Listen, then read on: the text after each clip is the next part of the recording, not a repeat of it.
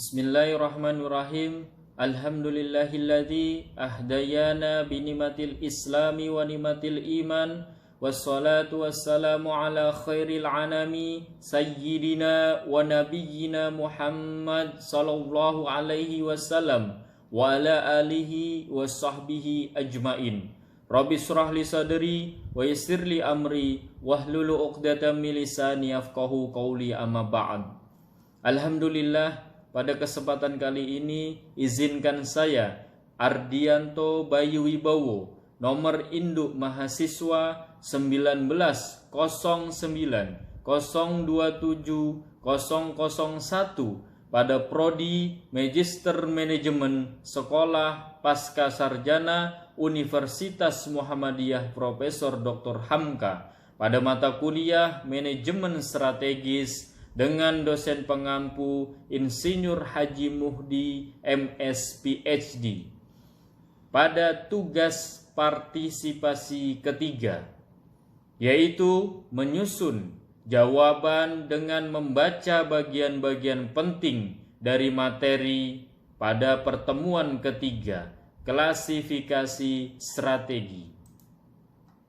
Sebelum kita membahas klasifikasi strategi menurut para ahli dan menjawab pertanyaan-pertanyaan pada pertemuan ketiga, kita perlu mengetahui klasifikasi strategi pada tingkatan tugas suatu perusahaan, yaitu yang pertama adalah klasifikasi strategi menurut tingkatan tugas pada perusahaan.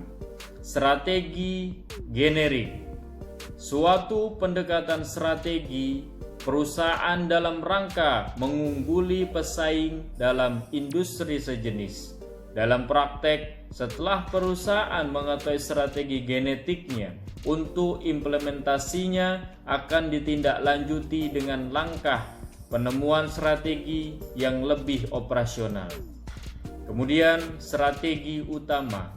Strategi utama merupakan strategi yang lebih operasional dan merupakan tindak lanjut dari strategi generik. Strategi fungsional. Strategi fungsional merupakan turunan strategi utama dan lebih bersifat spesifik serta terperinci tentang pengelolaan bidang-bidang fungsional tertentu seperti bidang pemasaran, bidang keuangan, bidang SDM, bidang pelayanan, dan lain sebagainya. Soal pertama, klasifikasi strategi menurut Whelan and Hanger. Whelan and Hanger membagi strategi induk atau generik strategi menjadi 3 strategi.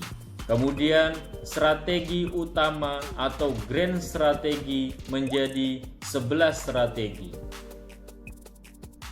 Penjelasan strategi induk atau generik strategi menurut Whelan and Hanger meliputi strategi stabilitas.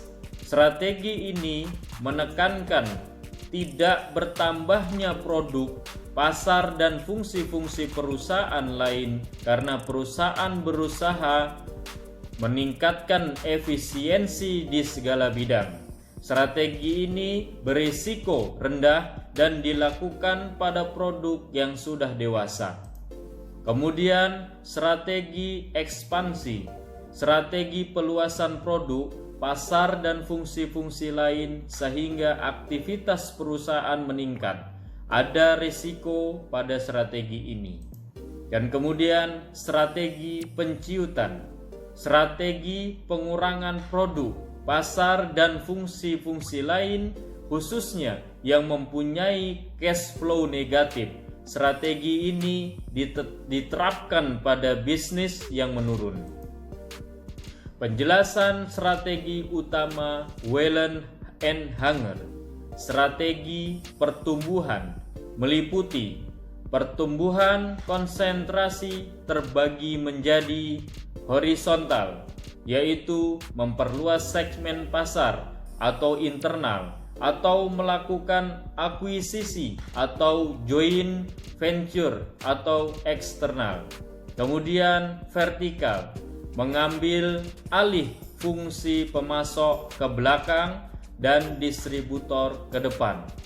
Pendekatan internal dengan cara membentuk anak perusahaan dan pendekatan eksternal dengan cara akuisisi atau joint venture dengan tujuan untuk memasok bahan baku atau distribusi produk.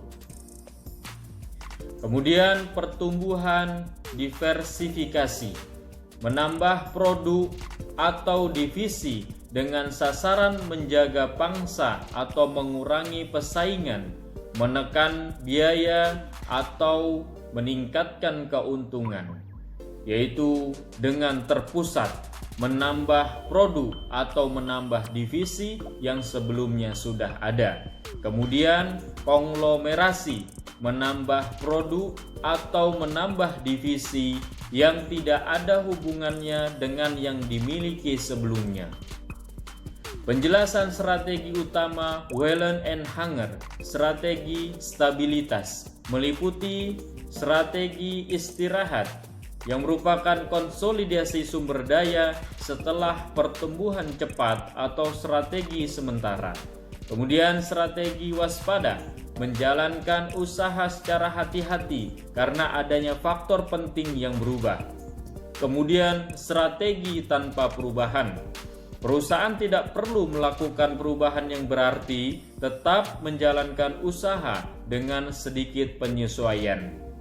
Kemudian strategi laba, mengutamakan keuntungan saat ini walau resiko besar dengan mengorbankan keuntungan masa depan. Biasanya sukses jangka pendek, stagnasi di jangka panjang. Penjelasan strategi utama Whelan and Hanger pada strategi penciutan meliputi strategi turnaround, perbaikan efisiensi operasional melalui kontraksi dan konsolidasi. Strategi captive company, aktivitas yang tidak menguntungkan agar dikurangi sehingga menjadi lebih menarik. Kemudian strategi sell out atau divestment, jual perusahaan untuk menyelamatkan investasi. Kemudian strategi bankruptcy, pilot dapat menghindar bertanggung jawab, jual aset secepatnya. Kemudian strategi liquidation, melakukan likuidasi secepatnya ketimbang bangkrut. Pada soal kedua, klasifikasi strategi menurut Fred and David. Fred and David membagi strategi induk atau grand strategi menjadi 4 strategi. Kemudian strategi utama atau grand strategi menjadi 13 strategi. Penjelasan strategi induk atau generic strategi menurut Fred R. David meliputi strategi integrasi vertikal. Perusahaan melakukan pengawasan yang lebih terhadap distributor, pemasok, dan atau pesaingnya, misalnya melalui merger, akuisisi, dan sebagainya. Kemudian strategi intensif. Strategi ini memerlukan usaha-usaha yang intensif untuk meningkatkan posisi persaingan melalui produk yang ada. Kemudian strategi diversifikasi, strategi menambah produk baru. Kemudian strategi bertahan, tindakan-tindakan penyelamatan agar terlepas dari kerugian yang lebih besar. Penjelasan strategi utama Fred R. David, strategi integrasi vertikal meliputi integrasi ke depan, pengendalian terhadap distributor jika perlu dengan memilikinya. Kemudian integrasi ke belakang, pengendalian terhadap pemasok bahan baku. Kemudian integrasi horizontal, pengawasan terhadap pesaing jika perlu memiliki posisi monopoli. Penjelasan strategi utama Fred R. David, strategi intensif meliputi penetrasi pasar yang merupakan berusaha meningkatkan pangsa pasar suatu produk melalui usaha pemasaran yang lebih besar. Dan kemudian pengembangan pasar, memperkenalkan produk-produk yang ada sekarang ke daerah-daerah yang secara geografis merupakan daerah baru. Dan kemudian pengembangan produk, meningkatkan penjualan dengan cara meningkatkan atau memodifikasi produk yang sudah ada, terutama jika produk yang ada sudah jenuh. Penjelasan strategi utama Fred R. David pada strategi diversifikasi meliputi diversifikasi konsentrik, menambah produk atau jasa baru yang masih berhubungan jika bersaing pada industri yang pertumbuhannya lambat. Kemudian diversifikasi horizontal, menambah produk atau jasa layanan baru tetapi tidak saling berhubungan jika persaingan produk lama sangat ketat. Dan kemudian diversifikasi konglomerat, menambah produk yang tidak saling berhubungan untuk pasar yang berbeda jika industri sudah dianggap jenuh. Penjelasan strategi utama Fred R. David, strategi bertahan, meliputi joint venture strategi. Terjadi saat dua atau lebih perusahaan membentuk suatu perusahaan konsorsium untuk tujuan kapitalisasi modal. Recruitment strategi ditempuh agar perusahaan mampu bersaing pada pasar persaingannya dengan cara reduksi biaya dan aset perusahaan. Kemudian divestiture strategi, menjual satu divisi dalam rangka menambah modal. Dan kemudian liquidation strategi, menutup usaha dengan menjual seluruh aset perusahaan. Soal ketiga, klasifikasi strategi menurut Michael R. Porter. Michael R. Porter membagi strategi induk atau generik strategi menjadi 3 strategi. Strategi utama atau grand strategi menjadi 13 dimensi. Penjelasan strategi induk atau generik strategi menurut Michael R. Porter meliputi strategi diferensiasi. Perusahaan membangun persepsi terhadap suatu produk yang unggul agar berbeda dengan produk yang lain sehingga konsumen membeli produk tanpa memperhitungkan biaya. Kemudian strategi kepemimpinan biaya menyeluruh merupakan perusahaan berusaha menekan biaya produksi sehingga harga jual menjadi lebih rendah dibanding pesaingnya. Kemudian strategi fokus, perusahaan berkonsentrasi pada pangsa pasar yang kecil untuk menghindari pesaing yang menggunakan strategi diferensiasi dan atau strategi kepemimpinan biaya. Penjelasan strategi utama Michael E. Porter menjadi 13 dimensi meliputi spesialisasi. Bagaimana usaha menspesialkan produk dalam lini produknya. Kemudian identifikasi merek. Bagaimana usaha peningkatan kualitas merek produk atau nama perusahaan.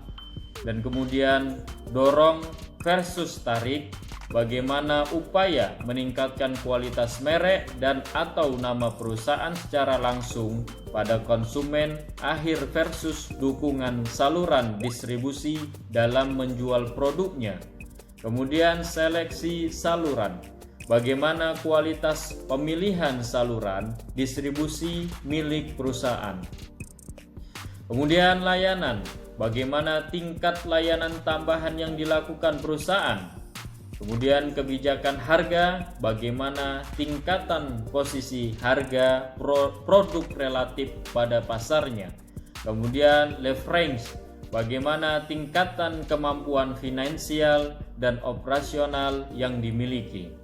Hubungan dengan perusahaan induk, bagaimana tingkatan keeratan hubungan antara perusahaan induk dengan perusahaan anak. Kemudian hubungan dengan pemerintah, bagaimana tingkat keeratan hubungan dengan pemerintah dalam negeri, luar negeri, dan Pemda. Terima kasih atas kesediaan untuk mendengarkan dan menyaksikan paparan yang saya berikan. Kurang lebihnya saya mohon maaf. Wabillahi taufiq wal hidayah. Wassalamualaikum warahmatullahi wabarakatuh.